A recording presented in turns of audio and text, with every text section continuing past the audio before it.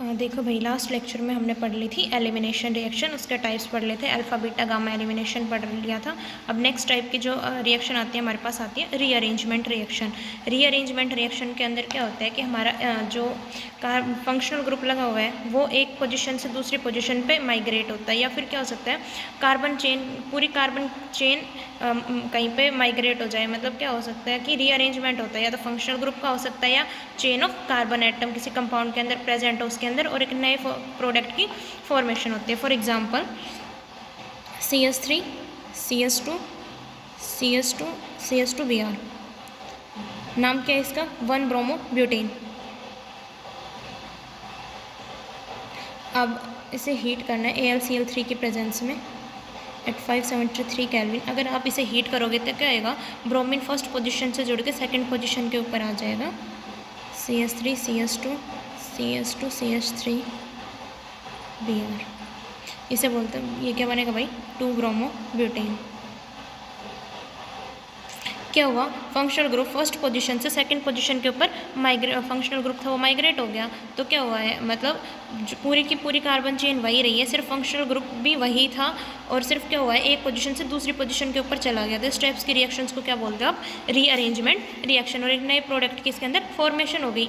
या फिर क्या हो सकता है, एक और एग्जांपल देखो, CH3 CH2 CH2 CH3 मतलब ब्यूटेन लिया, इसकी रिएक्शन करवाई हमने AlCl3 के साथ HCl के प्रेजेंस में। हीटिंग करोगे क्या मिलेगा भाई आपको, CH3 CH3 CH3। नाम क्या है इसका, 2 मिथाइल प्रोपेन। वही 4 कार्बन इसके अंदर थे, वही 4 कार्बन इसके अंदर है, फंक्शनल ग्रुप भी नहीं आया, सिर्फ क्या हुआ है कार्बन चेन जो पहले 4 की थी अब वो 3 की चेन बन गई। तो मतलब क्या हुआ है, कार्बन ग्रुप का माइग्रेशन हुआ है भाई, ये इधर इसके साथ आके जुड़ गया। तो इस टाइप की रिएक्शंस को क्या बोलते हो, रीअरेंजमेंट रिएक्शन। इसके अंदर क्या होता है, वही रिएक्शन कैसे होती है भाई आपकी, इलेक्ट्रोफिलिक या न्यूक्लियोफिलिक हो सकता है, या फ्री रेडिकल। तो जो भी आपका इंटरमीडिएट बनता है उसके बेस पे आप बता सकते हो कि इलेक्ट्रोफाइल का रीअरेंजमेंट हो रहा है, फ्री रेडिकल का रीअरेंजमेंट हो रहा है। तो ये हमारे सिंपल रीअरेंजमेंट रिएक्शन है, मतलब अरेंजमेंट थोड़ा चेंज होता है इसके अंदर, बाकी सब कुछ एज इट इज़ रहेगा, ना कोई दूसरा सब्सटीट्यूएंट आके जुड़ेगा, ना कुछ ऐड होगा, सिर्फ जो था उस जो इसके अंदर रिएक्टेंट के अंदर था वही प्रोडक्ट के अंदर रीअरेंजमेंट होगा, एक नई चीज़ बना देगा, उसे बोलते हैं आप रीअरेंजमेंट रिएक्शन। नेक्स्ट हमारे पास आती है आइसोमराइजेशन रिएक्शन।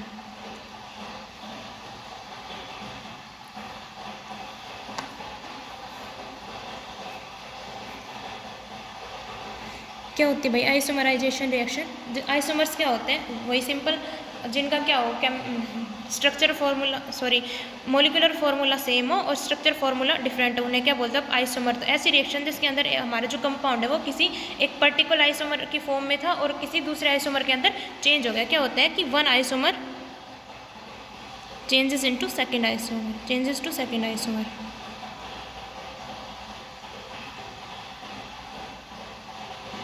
फॉर एग्जांपल हमारे पास ये है ट्रांसब्यूटीन CH3 ये चेंज हो गया हमारा सिस फॉर्म में, ये ट्रांसफॉर्म थी CH3H ये सिस फॉर्म हो गई। तो अगर हमारा ट्रांस वाली फॉर्म है वो सिस फॉर्म के अंदर चेंज हो गई तो सिंपल क्या हुआ, एक आइसोमर से दूसरे आइसोमर में चेंज हुआ। तो इस टाइप के रिएक्शंस को क्या बोलते हैं अब आइसोमराइजेशन रिएक्शन। और ये जो आइसोमर है ये कौन से टाइप के आइसोमर है, ज्योमेट्रिकल आइसोमर। अब क्या ज्योमेट्रिकल आइसोमर्स क्या होता है ये आप स्टीरियोकेमिस्ट्री के अंदर पढ़ोगे। सिंपल ये याद रखना कि ट्रांस वाली सिस में चेंज हो जाए, सिस वाली ट्रांस में चेंज हो जाए, मतलब एक आइसोमर दूसरे आइसोमर के अंदर चेंज हुआ है तो उसे क्या बोलते हो आइसोमराइजेशन रिएक्शन। नेक्स्ट हमारे पास आती है नेक्स्ट टाइप की रिएक्शन कंडेंसेशन रिएक्शन।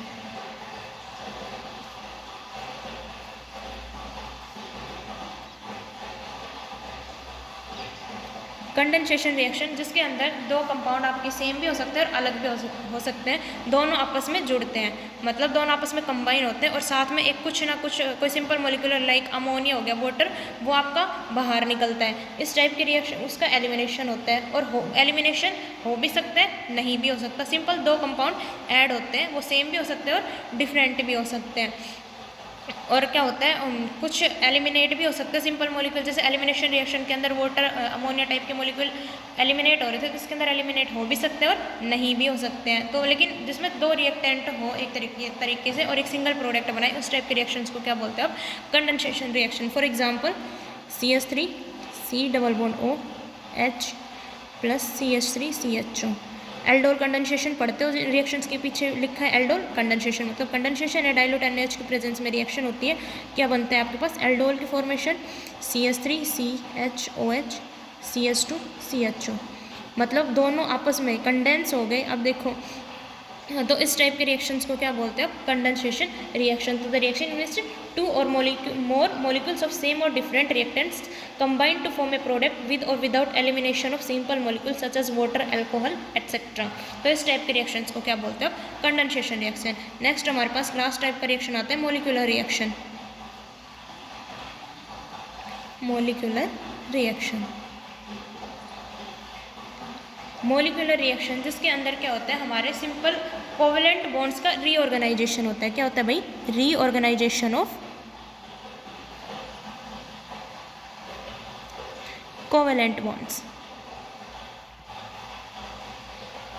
तो सिंपल हमारे कोवेलेंट बॉन्ड्स का जिसके अंदर रीऑर्गेनाइजेशन हो रहा, मतलब हमारा कोई भी कंपाउंड होता है उसके अंदर कुछ ना कुछ कोवेलेंट बॉन्ड होते हैं। तो क्या होता है? कोवेलेंट बॉन्ड इधर मतलब एक किसी पहले किन्हीं दो पर्टिकुलर के बीच बन रहे थे, फिर किसी दो और किसी दो एटम्स के बीच बन जाएंगे। तो सिंपल क्या होगा? कोवेलेंट बॉन्ड्स का रीऑर्गेनाइजेशन होगा। अब जो कोवेलेंट बॉन्ड का रीऑर्गेनाइजेशन है ये इंटरमोलिकुलर भी हो सकता है और इंट्रामोलिकुलर भी हो सकता है। इंटरमोलिक्यूल दोनों अलग अलग कंपाउंड हो, जैसे A और B, इन दोनों के बीच अगर बॉन्ड्स का रीअरेंजमेंट हो। इंट्रामोलिकुलर ए के ही जो ए ही की हमारी स्ट्रक्चर है उसी के ड्यूरिंग, मतलब सेम कंपाउंड के अंदर ही अगर रीअरेंजमेंट हो जाए, और किसके थ्रू होता है? Through cyclic transition state. इसके अंदर क्या बनती है भाई? Through cyclic transition state. एक साइक्लिक ट्रांजिशन स्टेट इंटरमीडिएट बताया था, तो उस टाइम ट्रांजिशन स्टेट के बारे में भी बताया था। ट्रांजिशन स्टेट भी वही होती है, तो रिएक्टेंट से प्रोडक्ट जाते हो तो बीच में हमारी ट्रांजिशन स्टेट बनती है, जो बीच की स्टेट होती है। तो इसके अंदर क्या होता है? मॉलिक्यूलर रिएक्शन के अंदर reorganisation of covalent atom either intermolecular or intramolecular through cyclic transition state. इस टाइप के रिएक्शंस को क्या बोलते हैं? Molecular reaction. इनके अंदर ना तो किसी रिएजेंट की ज़रूरत होती है, मतलब हमें जैसे इनके अंदर AlCl3 यूज़ कर रहे थे या कोई भी रिएजेंट यूज़ कर रहे थे, मॉलिक्यूलर रिएक्शन के अंदर किसी रिएजेंट की ज़रूरत नहीं होती, और ना ही इनके अंदर कोई इंटरमीडिएट बनता है। इसके अंदर ट्रांजिशन स्टेट बनती है, कोई किसी भी इंटरमीडिएट की फॉर्मेशन नहीं होती। और इस टाइप के रिएक्शंस को, मॉलिक्यूलर रिएक्शंस को क्या भी बोलते हैं भैया? पेरिसाइक्लिक रिएक्शन भी बोलते हैं, पेरिसाइक्लिक रिएक्शन। तो आपका ये टॉपिक आता है MSc में, टॉपिक आता है पेरिसाइक्लिक रिएक्शन के बारे में। अब हमारे पास वैसे तो पेरिसाइक्लिक रिएक्शन 4 टाइप की होती है। तो जो सिंपल पेरिसाइक्लिक रिएक्शंस होती हैं, मॉलिक्यूलर रिएक्शन या पेरिसाइक्लिक रिएक्शन, बेसिकली हमारे पास 4 टाइप के होते हैं। फर्स्ट होते हैं हमारे पास इलेक्ट्रोसाइक्लिक रिएक्शन, सेकेंड होती है हमारे पास साइक्लो एडिशन, थर्ड होती है सिग्माट्रोपिक रीअरेंजमेंट,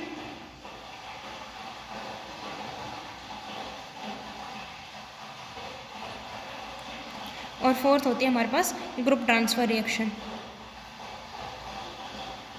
तो बेसिकली हम ये 4 टाइप की पढ़ते हैं, लेकिन मेन जो हमारी है वो ये 2 ही होती है, इलेक्ट्रोसाइक्लिक या साइक्लो एडिशन। इन्हीं के एग्जांपल ज़्यादा आते हैं। तो अब देखो इलेक्ट्रोसाइक्लिक रिएक्शन क्या होती है? इलेक्ट्रोसाइक्लिक रिएक्शन बहुत ज़्यादा डिटेल में नहीं पढ़ रहे, बेसिक इंट्रोडक्शन पढ़ रहे हैं ना, तो सिंपल देखेंगे। इलेक्ट्रोसाइक्लिक रिएक्शन के अंदर क्या हो रहा है? किसी एसाइक्लिक डाइन को, एसाइक्लिक डाइन हमारी साइक्लिक इन के अंदर एल्कीन के अंदर कन्वर्ट होती है। ठीक है, तो कोई भी एसाइक्लिक डाइन है वो साइक्लिक एल्कीन के अंदर कन्वर्ट हो जाए, या साइक्लिक एल्कीन एसाइक्लिक डाइन के अंदर कन्वर्ट हो जाए, उस रिएक्शन को क्या बोलते हैं? Electrocyclic reaction. फॉर एग्जांपल ये हो गया आपके पास, क्या होता है भाई? ये बॉन्ड इधर, ये इधर, क्या जो रिएक्शन है वो जनरली या तो हीट के प्रेजेंस में होती है या लाइट के प्रेजेंस में, कोई भी रिएजेंट की रिक्वायरमेंट इसके अंदर नहीं होती। तो एक साइक्लिक ट्रांजिशन स्टेट बनती है किस टाइप से कि ये वाला बॉन्ड टूटने लग जाता है, इसके बीच बॉन्ड बनने लग जाता है, इसके वाला टूटने लग जाता है, और यहाँ पे बॉन्ड की फॉर्मेशन होने स्टार्ट हो जाती है। तो साइक्लिक ट्रांजिशन स्टेट बनती है।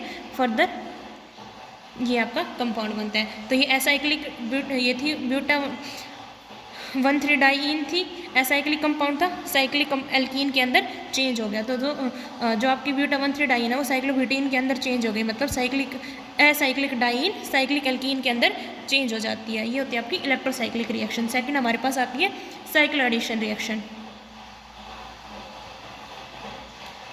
साइक्लो एडिशन रिएक्शन के अंदर मतलब क्या हो रहा है, दो अनसैचुरेटेड मॉलिक्यूल्स होते हैं, वो सेम भी हो सकते हैं या अलग अलग भी हो सकते हैं, और क्या बनाते हैं, एक साइक्लिक प्रोडक्ट। क्या होता है भाई, two unsaturated compound may be same और डिफरेंट, और क्या बनाते हैं भाई, आपके पास एक साइक्लिक प्रोडक्ट की फॉर्मेशन होती है। फॉर एग्जांपल ये था प्लस ये, क्या होगा, ये इस पे ये वाला बॉन्ड इधर शिफ्ट हो जाएगा और ये इधर, क्या बनेगा, ये थी, इनके बीच बॉन्ड बनना स्टार्ट हो जाएगा, ये वाला बॉन्ड टूटेगा, इसके बीच बॉन्ड बनेगा, ये वाला बॉन्ड टूटेगा और ये वाला बॉन्ड फिर से बनेगा और ये वाला बॉन्ड आपका टूट जाएगा। तो ये क्या हो गया, आपकी साइक्लिक ट्रांजिशन स्टेट हो गई, साइक्लिक, ओह शिट दिख ही नहीं रही थी, साइक्लिक ट्रांजिशन स्टेट, सॉरी भैया दिख नहीं रहा था, सिंपल ये इधर, ये वाला बॉन्ड इधर शिफ्ट होगा और ये इसके ऊपर साइक्लिक ट्रांजिशन स्टेट की फॉर्मेशन होगी, ये बॉन्ड बनना शुरू हो जाएगा, ये डबल बॉन्ड थे वो टूटने शुरू हो जाएंगे और इधर ये बॉन्ड बनने स्टार्ट हो जाएंगे और फाइनली क्या प्रोडक्ट बनेगा आपके पास, साइक्लोहेक्सीन। तो इस टाइप के रिएक्शंस को क्या बोलते हैं, साइक्लो एडिशन रिएक्शन। इनके जो मैकेनिज्म है डिटेल में, जो भी आपने ऊपर वाली सारी रिएक्शन पढ़ी थी, इन सारों के मैकेनिज्म जहाँ पे भी आपके रिएक्शन में अब आएंगे वहीं पे इन सब के मैकेनिज्म भी हम साथ साथ पढ़ लेंगे। ये थी बेसिक, हमने ये देखनी थी कि कौन से टाइप की रिएक्शन है, तो वो आप पढ़ चुके हो। नेक्स्ट हमारे पास आता है एनर्जी चेंज ड्यूरिंग रिएक्शन, कि जो हमारी रिएक्शन हो रही है उसके ड्यूरिंग क्या क्या चेंज हो रहे हैं। तो एनर्जी चेंज ड्यूरिंग रिएक्शन, किसी भी रिएक्शन के ड्यूरिंग क्या होता है, ब्रेक के या तो बॉन्ड्स बनते हैं या फिर बॉन्ड टूटते हैं। यही होता है भाई, किसी पर्टिकुलर एलिमेंट, जो दो एटम्स हैं उनके बीच बॉन्ड टूटते हैं और किसी दूसरों के बीच में बॉन्ड बनते हैं। तो किसी भी रिएक्शन के ड्यूरिंग क्या होता है, ब्रेकिंग और मेकिंग ऑफ बॉन्ड्स। और आपको पता है जब हमारा बॉन्ड टूटता है तो उस टाइम हमें एनर्जी देनी पड़ती है, और जिस टाइम बॉन्ड हमारा बनता है उस टाइम एनर्जी रिलीज होती है। और जो एनर्जी जितनी हमें तोड़ने में देनी होती है उतनी हमारी रिलीज होती है। बस साइन ऑपोजिट करते हैं, वो सिर्फ ये बताने के लिए कि ये बॉन्ड मतलब ब्रेक हो रहा है और वो बॉन्ड की फॉर्मेशन हो रही है। तो जितनी अमाउंट ऑफ एनर्जी हमें रिक्वायर होती है बॉन्ड को तोड़ने में, उसे क्या बोलते हैं, उसकी बॉन्ड डिसोसिएशन एनर्जी। अब ये तो आप ये बात तो पढ़ चुके हो ना, बॉन्ड डिसोसिएशन एनर्जी के बारे में पढ़ चुके हो। तो अब हमारे पास बात आती है एंथैल्पी ऑफ रिएक्शन या हीट ऑफ रिएक्शन। तो हीट ऑफ रिएक्शन या एंथैल्पी ऑफ रिएक्शन। तो हीट ऑफ रिएक्शन क्या होता है, टोटल एनर्जी चेंज। तब हमारा जो किसी डेफिनेट नंबर के मोल्स हैं हमारे रिएक्टेंट के, वो प्रोडक्ट के अंदर चेंज हो रहे हैं, तो जो हमारी एनर्जी है उसमें जितना चेंज आता है उसे क्या बोलते हैं आप, उसका एंथैल्पी ऑफ रिएक्शन। तो क्या होता है भाई, total energy change, total energy change which accompanies the conversion of a definite amount of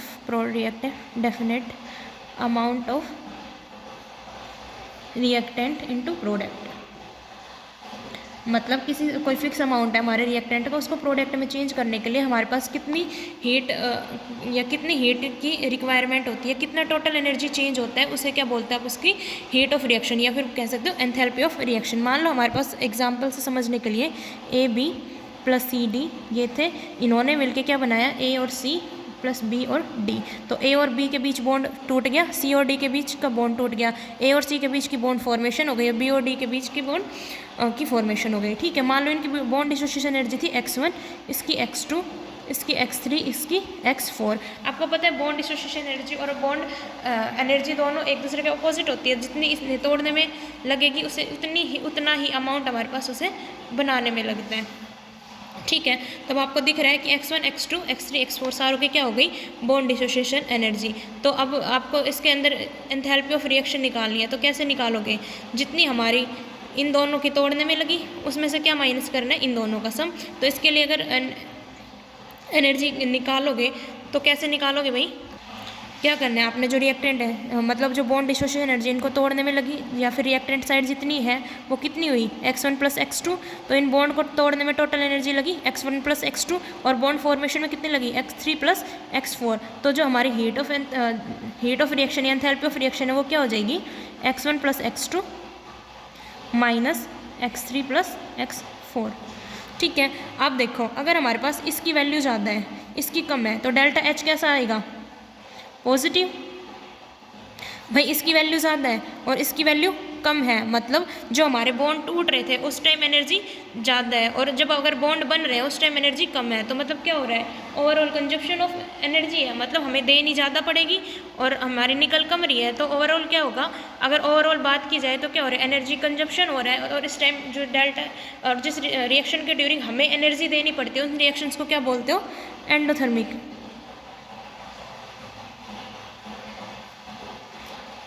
endothermic reaction. तो एंडोथर्मिक रिएक्शंस के केस में क्या होगी भाई, एनर्जी हमें देनी पड़ेगी।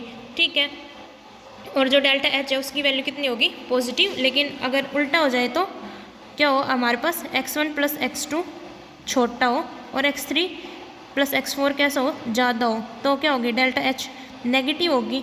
भाई इस केस में क्या होगी कि हमारी ये वैल्यू ज़्यादा है तो हमारी जो एनर्जी है वो क्या होगी, रिएक्शन के ड्यूरिंग रिलीज़ होगी। तो यहाँ पे क्या होगा, रिलीज ऑफ एनर्जी, और जिसमें एनर्जी रिलीज होती है उन रिएक्शंस को क्या बोलते हैं, एक्सोथर्मिक रिएक्शन।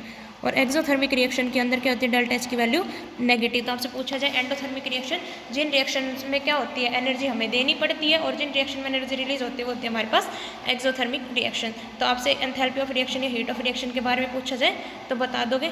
नेक्स्ट लेक्चर में पढ़ेंगे हम कोलिशन थ्योरी और ट्रांजिशन स्टेट थ्योरी।